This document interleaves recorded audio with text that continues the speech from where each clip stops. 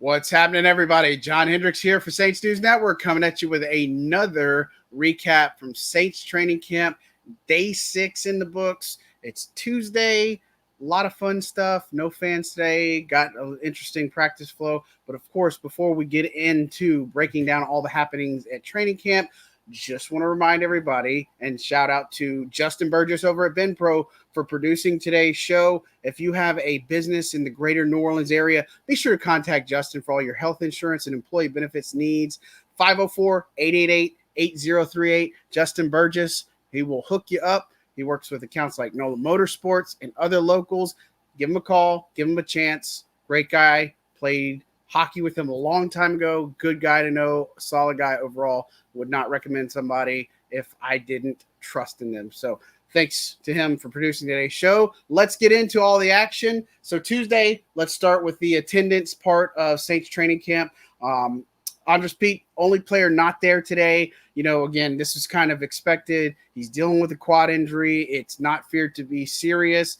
Very minor, if in a sense it's a strain. So we'll see him back at some point. Wouldn't be surprised that when we do see him back, they might ramp him up and be a little bit more cautious. And again, like we've kind of talked about, and we touched on it in our recap the other day, that, you know, this is going to pave the way for others. So we got to see Nick Saldiveri play a little bit more with the second team today. And obviously he had a really nice rep against Brian Brisset late in the team drills and stuff. So we kind of maybe touch on that a little bit more. But, you know, look, as far as practice flow today, look, we started outside, no fans in attendance, just the media there. It was another scorcher. Players noticeably feeling it all day. We were, you know, hot, but we also didn't have pads and the Guardian caps for the mushroom helmet cap things on. And, you know, it's brutal, right? You step foot outside, you go check the mail, you know what I'm talking about. If you live in South Louisiana right now, all this heat wave, whatever you want to call it and such. So miserable a little bit. You know, Troy Pride was one of the players that exited practice a little bit early, but he did return. We don't know if that was injury related, heat related, but a lot of players hunched over on a knee, getting extra hydration, using the cold fridge tub thing or fridge building that they have outside on the practice facility. It's going to be like this, but Dennis Allen saying that they kind of incorporate some of this flow where they might start outdoors and then go indoors, which is what they did today. So about a little bit after an hour-ish, they went inside and finished practice up from there. They may start inside on some days and then go outside, or they may just stay indoors. So obviously heat's a factor. We've got fans coming back on Friday that'll be here for the weekend, so that's something to pay attention to. Now, as far as the action goes, look, we had plenty. It was Tight End Tuesday. You're going to hear that from a lot of people today just because of how active everybody was. We're talking about Jimmy Graham. We're talking about Juwan Johnson, Foster Moreau, Jesse James, Lucas Kroll, all making impact plays today, you know, in all sorts of some sort of form or fashion. Really cool to see it all unfold. You know, we got to see 7-on-7s today. You know, the day before we got to see some one-on-ones. That was really entertaining, obviously. But 7-on-7s, 3 team drills. Let's kind of get into some of the main action. Before I do say some of that, let's just kind of touch on a few general notes that I touched on in Saints.media or Saints.media, si.com/NFL/Saints. If you want to go there, Saints.media will get you the same place, just shorter, right? You know, look, a lot of special teams. Lou Headley had a pretty good day. As far as punting, we charted, you know, all of his hang times.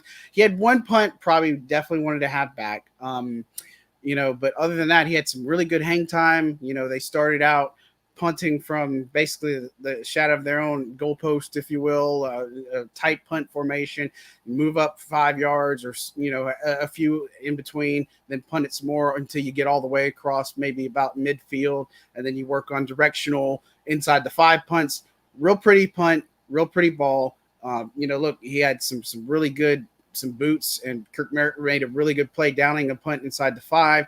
He also had a really good a gunner rep working against 2 players today that, you know, look, he stood out a little bit on special teams. So that's always good to see because in these battles with gunners and jammers and stuff, this things that matter, right? And sticking with that, Headley had a pretty decent day. And, you know, Blake Grupe, he's human. He's not a machine, right? It's quoting Rocky 4 to be exact, which I know some people don't really like that movie. I do. Guilty pleasure, call it for that, but I like the montages.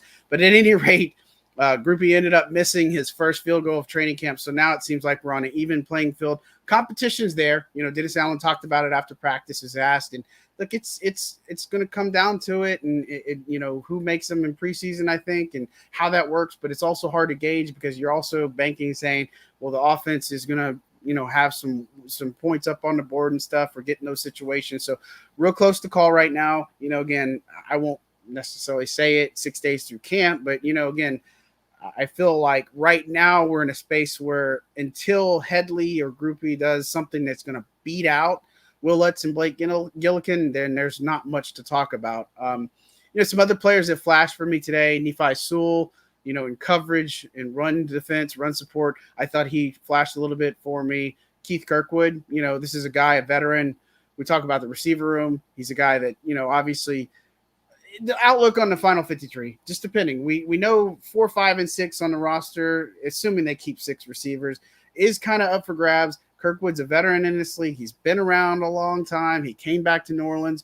He's somebody that quietly looks pretty good, and you just don't really, I guess, have to worry about too. It's going to be interesting to see between him and Traquan Smith what they do. I think it's going to come down to some in the preseason action.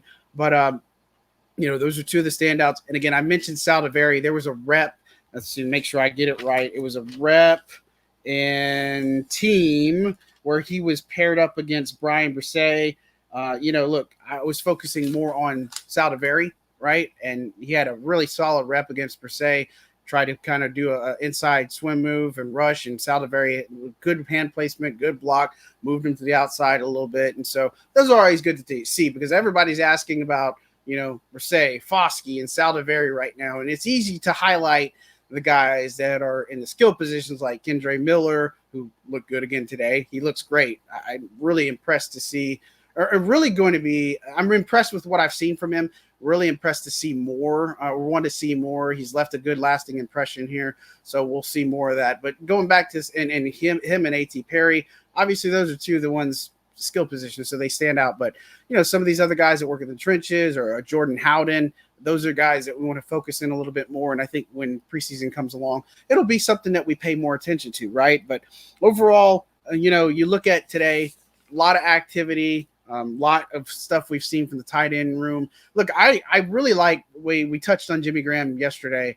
I love how physical he still plays. For a guy that's 36 to still see that, really good. I'm wondering who is going to, be his match, right? And if it leads to extracurricular activities at some point. But look, he was active today. Lucas Kroll had a pretty good day. Jesse James, a veteran who's worked with Clancy Barone. And something to point out of Graham, if you haven't checked out Saints.media, be sure to check out Ross Jackson's piece on Clancy Barone. He has a wealth of knowledge. He's worked with guys like Algie Crumpler in the past or Kyle Rudolph when he made the Pro Bowl. I mean, this is a guy who does a lot of things with his tight end room that's so diverse and so versatile right now, and not even talking about like Taysom Hill and stuff. But, man, just checked out that article. But he had some great quotes, asked, Foster Moreau about him the other day, just the attention to detail and the professionalism and just the things that he does with that room is reason to be happy. And this is a very underrated group on paper, but I think they have a very great outlook for this team. But, you talk about today, play of the day was Foster Moreau. It was on the second to last team series, Jameis Winston. Hard views at some point, but you got Jameis Winston ended up getting 6 reps on his particular series. He hits Foster Moreau out near the sidelines. It's a jump ball. Foster goes up for it, makes the catch. Beautiful moment, kind of intermediate kind of gain, if you will, and it gets good reaction from all the offensive players and stuff. And, of course, it's been a competitive battle throughout camp. So the defense wants to win, obviously theirs. The offense wants to win theirs. But it's been very, very good, healthy competition. And, look, I'm excited to see more of this and more. But it was a tight end show today. Not saying that other positions didn't do things. Again, we talked about Kendre Miller or Kirk Merritt's or some of the stuff on special teams. But, look, it's more or less just one of those things where the camp flow, I think, and I've touched on this too, we're less than 2 weeks away from a first preseason game. We're also getting close to having joint practices. I think those are going to be a little bit more valuable too, because that's really going to be kind of, maybe some hit and some extra thumping, if you will. And so, it's hard to think that tomorrow will make 2 weeks until we're out in Los Angeles and practices on that Thursday and Friday. But look, good flow to practice. The main things are the Saints are mostly healthy. One other little injury towards the end of practice, I did see Lynn Bowden Jr. Or Bowden Jr. He ended up getting a cart ride to finish. It looks like something was bothering him. This is when they were doing gassers and such. Hopefully he's okay. He's been handling a lot of the punt return duties with Kiki Kute and obviously Rashid Shaheed. So we'll see, because it's knock on wood, they've been pretty fortunate, but obviously some things have happened. Trey Turner's injury was unfortunate too, but you look at this roster, you look at where things are going, you like a lot of the confidence that a lot of these players are playing with. Seeing Alontae Taylor opposite of Marshawn Lattimore today. Taylor's been getting some work in the slot. He's with the third team one day. Today he was with the second team as a slot guy. Again, I think that's good for his growth. Seeing still things with the pass rush. Peyton Turner continues to make a play every day. That's exciting too. I think that a lot of these players, hopefully the light comes on for a lot of these guys. And I don't mean that in a bad way or negative way. It's just that they put it together, because this team needs it. And when you assemble this 53-man roster, there are going to be some very difficult cuts to make. And I just don't know if you're going to be able to slide all these guys to the practice squad. So it's really going to be fascinating when it comes down to final roster cuts, which, by the way, you go from 90 to 53. So you're cutting 37 players. Just like that. There is no middle cut down date. There is no like soft date where you go from 90 to 75 or anything like that. So really going to be interesting to see how that plays out. But look, for Saints, great action today. Takeaways that it was tight end Tuesday. No Andres Pete. Again, another pretty good showing from Derek Carr. Look, Jake Haener was pretty dang good today. I just have really been impressed with Jake Haener. I know some people are starting to come around a little bit more on him, but we've been talking him up since minicamp and OTAs. Just got the sense since day one that he looks very comfortable in what he's doing. He's making his reads. He looks way more comfortable than anything Ian Book has ever presented himself in the time that he's with New Orleans and watching him. But and I don't mean that as a knock against Ian. It's just you see the confidence from Jake Haener, and there's reason to be excited about it. I'm really interested to see where they go in preseason. Is it more Jameis? Is it some Taysom, which I would believe Taysom might get some work at quarterback? And then how much Jake Haener do we see? I don't know if we need to see a lot from Derek Carr. And honestly, like Dennis Allen said, I just need to see it sometimes. I don't need to see it always. And with Carr, the investment that they made, there's no reason to risk trying to get this guy injured or anything like that.